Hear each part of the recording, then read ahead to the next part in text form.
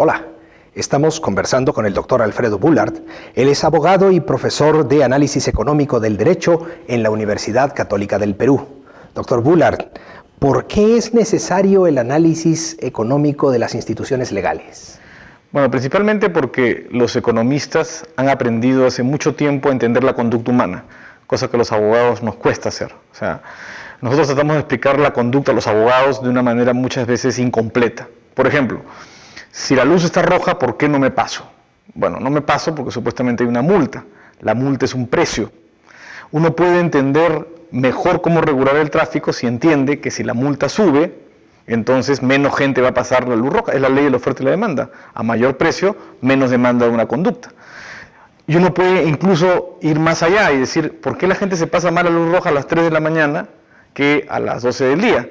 Bueno, porque a pesar que la multa es la misma, la posibilidad de detección, algo que los economistas ya habían entendido, el costo esperado es distinto a una hora y a la otra. A una hora es muy probable que me agarren, a la otra es poco probable. Y entonces, por ejemplo, si yo quisiera que la gente no se pasara la luz roja a cierta hora, tendría que subir la multa en la noche y mantenerla así en el día. Ese tipo de razonamientos, que esto es un razonamiento muy simple, se puede ir sofisticando, ayuda a los abogados a predecir la conducta futura. Y si el derecho es un sistema de regulación de conductas, es decir, de conseguir que la gente se comporte de cierta manera, entender cómo predecir la conducta nos ayuda muchísimo. ¿Y cómo se diferencia esto de la bola de cristal, por ejemplo? Porque supongo que no es una ciencia exacta. No es una ciencia exacta, evidentemente los economistas se equivocan y muchas veces se equivocan gruesamente, pero por lo menos es mejor no tener nada. Es decir, yo la mejor definición de economía que he escuchado es ciencia de predicción del futuro o de adivinación del futuro, como la astrología o la quiromancia, solo que menos exacta. Y bueno, sí, a veces uno siente que los economistas se equivocan, pero cuando uno va a hacer una ley, va a redactar un contrato, va a tomar una decisión judicial si uno es juez, entender cuál va a ser el impacto en la conducta de las decisiones que tomemos es importante. Yo puedo redactar mejor un contrato si tengo algunas herramientas que me dicen cómo se va a comportar la otra parte. La economía me da esas herramientas. Uno tendría la impresión que entonces no todo se soluciona con leyes. No, y además uno tiene que entender que las leyes tienen un costo y un beneficio. Entonces los abogados tenemos que entender o comprender que las leyes no se dan en el vacío, que aplicar una ley tiene un costo. Y también tiene un beneficio, y solamente uno debería redactar las leyes de manera tal que los beneficios de la ley estén justificados, o más bien dicho, los costos de la ley estén justificados por los beneficios que la ley genera. El doctor Bullard nos visita con motivo de un coloquio sobre Adam Smith. Doctor, ¿qué relación tiene el análisis económico del derecho con el pensamiento de Adam Smith? Bueno, Adam Smith era abogado, cosa que mucha gente no sabe, y es el fundador de la economía.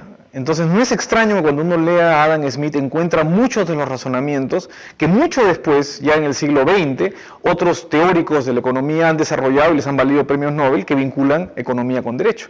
Entonces muchas de las ideas de Adam Smith tienen que ver con cómo el derecho impacta en la economía y cómo la economía impacta en el derecho.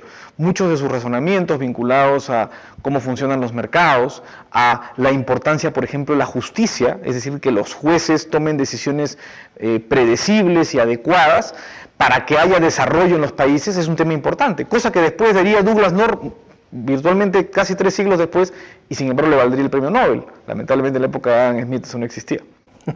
Claro, y en un contexto latinoamericano de cambio, ¿qué valor tiene, qué importancia, qué utilidad tiene el pensamiento de Adam Smith vinculado con el análisis económico de las instituciones legales? Claro, cuando uno lee a Adam Smith y Adam Smith escribe la Europa de su época, que dicho sea de paso no es muy distinta de la Europa, en estos términos de la Europa actual, uno ve todas las cosas que, por ejemplo, los gobiernos hacen para limitar la libertad de las personas y cómo eso perjudica el desarrollo económico de los países. Esos temas que él muestra, barreras al comercio, limitaciones a la posibilidad de inmigración de las personas, imposibilidad de un desarrollo eficiente de las industrias, restricciones al capital, todas estas cosas que Adam Smith diagnosticó generaban problemas en la economía europea de esa época, están repetidos hoy día en nuestras naciones por todos lados. Es decir, si Adam Smith hubiera nacido en Latinoamérica hoy día, posiblemente nos hubiera escrito La riqueza de las naciones de una manera, quizás cambiando los ejemplos de los países que usa, pero su razonamiento hubiera sido muy parecido. Y usted mencionó algo, las limitaciones a la libertad. Y en cuanto a las limitaciones a la libertad, se cree generalmente que vale la pena limitar la libertad cuando es en nombre del bien común o en beneficio del bien de la sociedad. ¿Tiene esto alguna relación con el análisis económico de las instituciones Sí, claro, legales? porque lo que nos ayuda en el análisis económico del derecho es, por ejemplo, comprender mejor cuándo se puede necesitar alguna intervención del Estado, que dicho sea paso es en relativamente muy pocos supuestos, y cuándo no, y por qué es mejor que los individuos tomen decisiones. El análisis económico del derecho, por ejemplo, ayuda a comprender que los individuos, ya actuando en el campo legal, tratan de maximizar su interés, tratan, como nos lo enseñaba Adam Smith, y al enseñarnos eso nos dice, dejarlos en libertad para que interactúen es lo mejor que podemos hacer para el bien común incluso, porque eso es el secreto de lo que Adam Smith decía con su famosa mano invisible. Decía, si dejas a los individuos interactuar, la gente estará mejor, ¿no? Déjalos interactuar. Tu Estado cuida otras cosas, no te preocupes de quién viene o quién no viene a competir contigo. Preocúpate, por ejemplo, que los contratos se cumplan. Establece reglas o tribunales que hagan cumplir los contratos. Preocúpate que la propiedad sea respetada. Ese mensaje de Adam Smith está repetido hoy día en buena parte del análisis económico del derecho. Preocupémonos de ciertas instituciones legales básicas para que la economía funcione y preocupémonos de ver las instituciones legales desde el punto de vista económico para justamente poder diseñarlas mejor. Pues gracias, doctor Bullard, por compartir con nosotros estas ideas y gracias a ustedes. Gracias, muchas gracias.